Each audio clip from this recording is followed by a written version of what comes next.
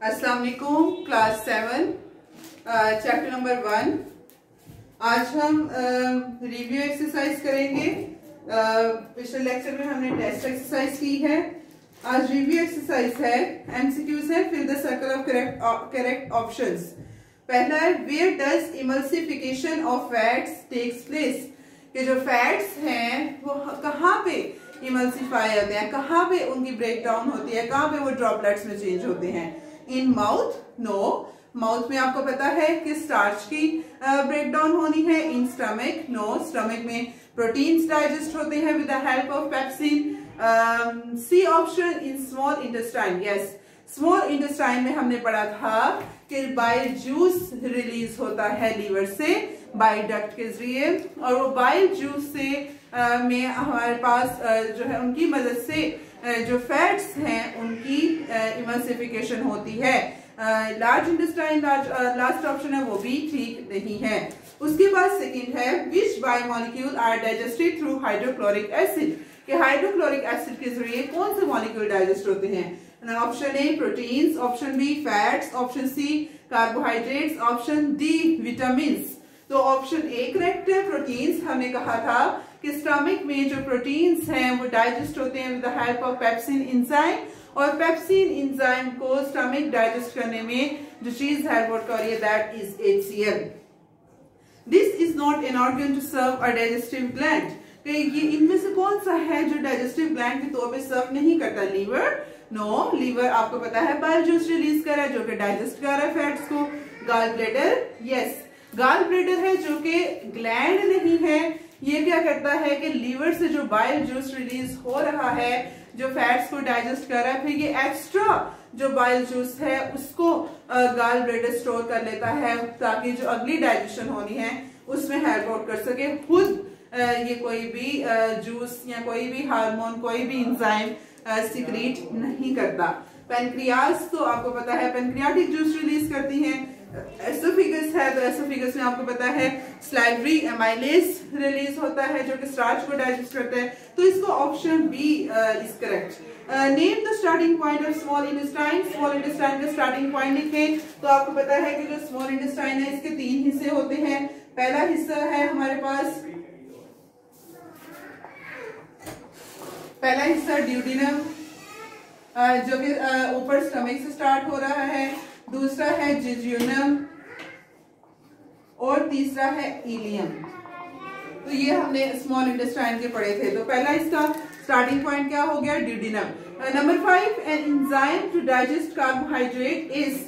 इनमें से कौन सा एंजाइम है जो कार्बोहाइड्रेट्स को डाइजेस्ट करता है। ऑप्शन ए पेप्सिन, नो, क्योंकि पेप्सिन तो प्रोटीन को डाइजेस्ट कर रहा है। Option B amylase, amylase yes, amylase हमारे स्टार्च को, कार्बोहाइड्रेट्स को मोनोसेक्राइड्स में चेंज करता है। 6 है choose the most important organ in human respiratory system.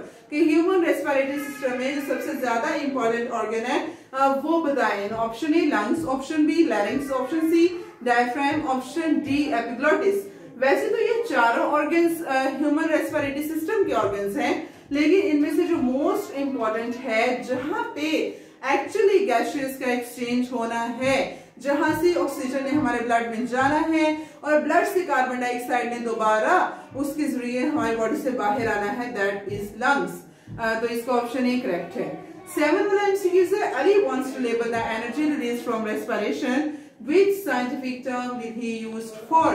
कि अली चाह रहा है, लेबल करना चाह रहे हैं कि रेस्पिरेशन का प्रोसेस होता है तो उसमें से एनर्जी रिलीज होती है, तो वो कौन सी साइंटिफिक टर्म को यूज करेगा। तो हमने पढ़ा था कि एनर्जी जो रिलीज होती है वो हमारी बॉडी में in the form of ATP release होती है।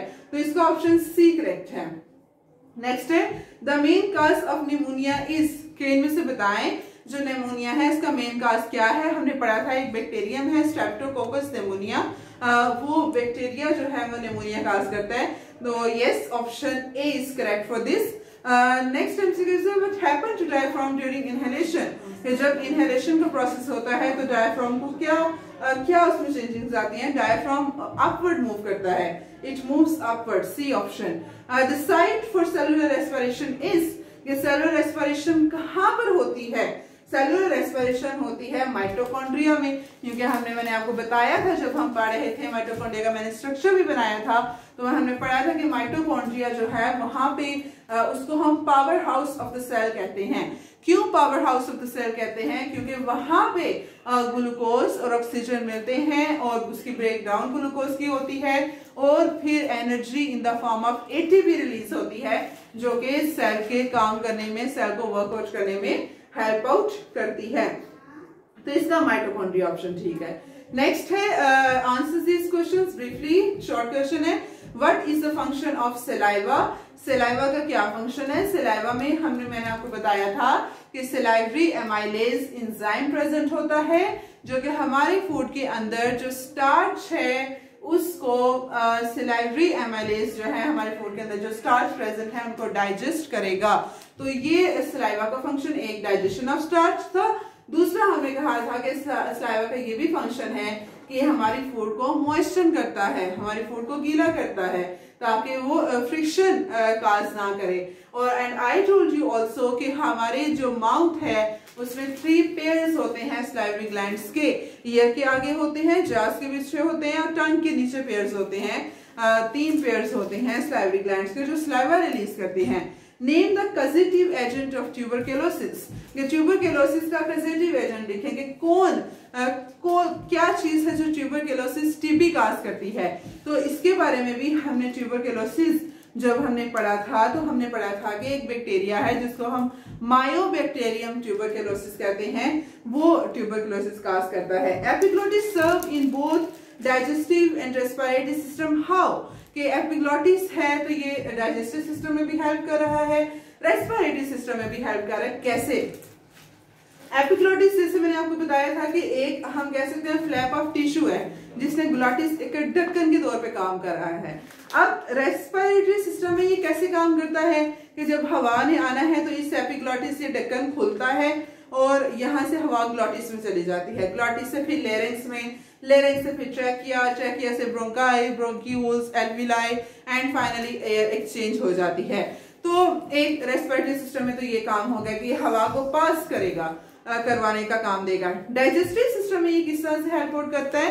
इस तरह से हेल्प आउट करता है कि जब फूड फेरेंक्स में आती है तो फेरेंक्स ने बेसिकली जब फूड ने फेरेंक्स में आना है, ये फेरेंक्स आगे से 2 ट्यूब्स में डिवाइड होती है। एक हमारे पास होती है फूड केनाल, इसोफिगस जिसको हम कहते हैं, और दूसरी है हमारे पास लेरिंक्स या ट्रैकिया जिसको हम विंड पाइप भी कहते हैं। तो अब क्या है कि जब फूड आ रही है तो ये फूड हमारे पास विंड में ना चली जाए, विंड पाइप में ना चली जाए, सांस की नाली में ना चली जाए, तो उसके लिए फिर यहाँ पे एपिग्लोटिस क्या करता है? एज अ कवर काम करता है, ढक्कन के तौर पे ये उसको ढक देता है और फूड फिर अपने जो फाइनल उसकी कंसर्न्ड पाथवे है इसोफेगस वहां पे चली जाती है। तो इस तरह से एपिग्लोटिस जो है वो सर्व कर रहा है रेस्पिरेटरी और डाइजेस्टिव सिस्टम में। Differentiate between breathing and burning. इसके आपने डिफरेंशिएशन के एटलीस्ट 4 पॉइंट्स लिखने हैं शॉर्ट के लिए। उसमें आप ब्रीथिंग और बर्निंग में जो डिफरेंशिएशन के पॉइंट्स हैं पेज नंबर 14 पे हैं वो आप लिखेंगे। Next, double pneumonia is caused when pneumonia is spared. How? तो डबल निमोनिया तब होता है जब दोनों लंग्स को निमोनिया हो जाए। हमने पढ़ा था कि निमोनिया में क्या होता है कि जो बैक्टीरिया है स्ट्रेप्टोकोकस निमोनिया वो लंग में आगे सेटल डाउन हो जाता है और सेटल डाउन होके वहां पे डिवाइड करना शुरू कर देता है और आहिस्ता आहिस्ता आहिस्ता आहिस्ता लंग टिश्यूज को डिस्ट्रॉय करता है। अब एक लंग को जब वो डिस्ट्रॉय करेगा तो जो दूसरा लंग है उस तक अगर हम उसको ट्रीट नहीं करें तो वो स्वेयर हो गया, निमोनिया बढ़ गया है, तो वो लंग टिश्यू डिस्ट्रॉय होते होते होते होते दूसरे लंग तक आ जाएंगे, फिर वो उनको भी डिस्ट्रॉय करना शुरू कर देगा क्योंकि bacterias are dividing greatly in number, तो वो नंबर्स में डिवाइड तेजी से करते जाएंगे और दूसरे लंग तक पहुंच जाएंगे। इस तरह से फिर डबल निमोनिया काज होगा। नेक्स्ट है last question, how does physical digestion help in chemical digestion? कि फिजिकल डाइजेशन है केमिकल डाइजेशन में कैसे हेल्प आउट करती है? फिजिकल डाइजेशन क्या होती है? फूड को फिजिकली तोड़ना, बड़ी सी फूड को छोटे छोटे पीसेस में तोड़ना, दैट इज फिजिकल डाइजेशन।